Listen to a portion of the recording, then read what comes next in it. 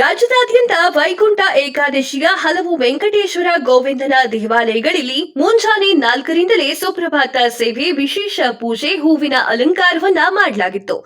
ನಗರದಲ್ಲಿ ವೈಕುಂಠ ಏಕಾದಶಿಯನ್ನ ಸಡಗರ ಸಂಭ್ರಮದಿಂದಲೇ ಶ್ರದ್ಧಾ ಭಕ್ತಿಯಿಂದ ಆಚರಣೆ ಮಾಡಲಾಯಿತು. ಶ್ರೀ ಲಕ್ಷ್ಮೀ ವೆಂಕಟೇಶ್ವರ ಮತ್ತು ಆಂಜನೇಯ ದೇವಾಲಯಗಳಿಗೆ ಭಕ್ತರ ಸಾಗರ ಹರಿದು ಬಂದಿತ್ತು. ನಗರದಲ್ಲಿ ವೈಕುಂಠ ಏಕಾದಶಿಯನ್ನ ಸಡಗರ ಸಂಭ್ರಮದಿಂದ ಶ್ರದ್ಧಾ ಭಕ್ತಿಯಿಂದ ಆಚರಣೆ ಮಾಡಲಾಯಿತು.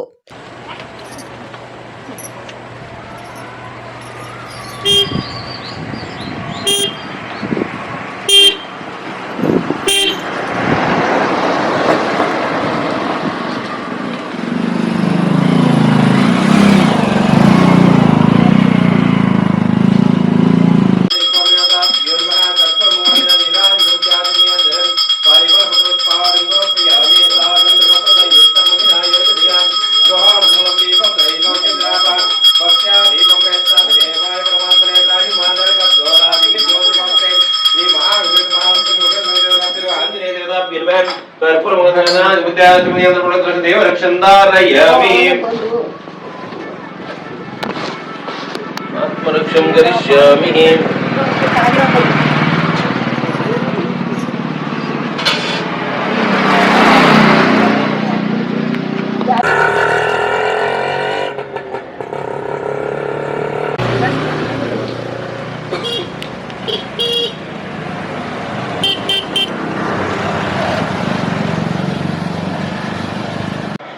ಸರ್ ಹೇಳಿ ಸರ್.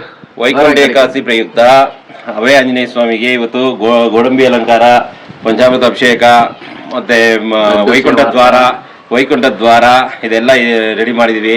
ಇದು ವೆಂಕಟೇಶ್ ಅವ್ರ ಮುಖಾಂತರ ಇವತ್ತಿನ ದಿನಕ್ಕೆ ಕಾರ್ಯಕ್ರಮಗಳೆಲ್ಲ ಸುಭಿಕ್ಷವಾಗಿ ನಡೀಲಿ ಅಂತ ದೇವರ ಹತ್ರ ಕೇಳ್ಕೊಂಡು ಇವತ್ತು ಪೂಜೆ ಮಾಡಿ ಅವರೇ ಉದ್ಘಾಟನೆ ಮಾಡಿ ಇವತ್ತು ಬಿಟ್ಟಿದ್ದಾರೆ. ಜನ ಎಲ್ಲ ಭಕ್ತಾದಿಗಳು ಬಂದು ವೈಕುಂಠ ದ್ವಾರನ ಪ್ರವೇಶ ಮಾಡಬೇಕು ಅಂತ ಕೇಳ್ತಿದ್ವಿ. ಸರ್, ವೈಕುಂಠ ಪ್ರವೇಶ ಯಾಕೆ ಮಾಡಬೇಕು ಈ ದಿನ ಅಂತ? ಸರ್, ಇವತ್ತು ವಿಷ್ಣು ನಿದ್ದೆ ಮಾಡಿ ಎದ್ದೇಳೋ ದಿನ ವೈಕುಂಠ ಏಕಾದಶಿ ಅಂದ್ರೆ. ವೈಕುಂಠ ಏಕಾದಶಿ ಎದ್ದಾಗ ಸ್ವಾಮಿನ ಡೈರೆಕ್ಟಾಗಿ ಮುಖ ನೋಡಬಾರ್ದು ಅಂತ, ಅದಕ್ಕೆ ಕನ್ನಡಿ ಒಳಗೆ ಮುಖ ನೋಡಿ ವೈಕುಂಠ ಆಮೇಲೆ ಸ್ವಾಮಿ ಕಡೆ ದರ್ಶನ ಮಾಡಬೇಕು ಅಂತ ಇರೋದು. ಅದಕ್ಕೋಸ್ಕರನೇ ಇದು ವೈಕುಂಠ ಏಕಾದಶಿ ಅಂತ ವಿಶೇಷವಾಗಿ ಕರೆಯೋದು. ಪುಷ್ಮಾಸದಲ್ಲಿ ಬರೋ ಇದರಲ್ಲಿ ಏಕಾದಶಿನೇ ವೈಕುಂಠ ಏಕಾದಶಿ. ಅದಾದ್ಮೇಲೆ ಬರೋದೇ ಮುಕ್ಕೋಟಿ ದ್ವಾಸಿ ಅಂತ. ತಮ್ಮ ಹೆಸರು? ವೆಂಕಟೇಶ್ ಅಂತ.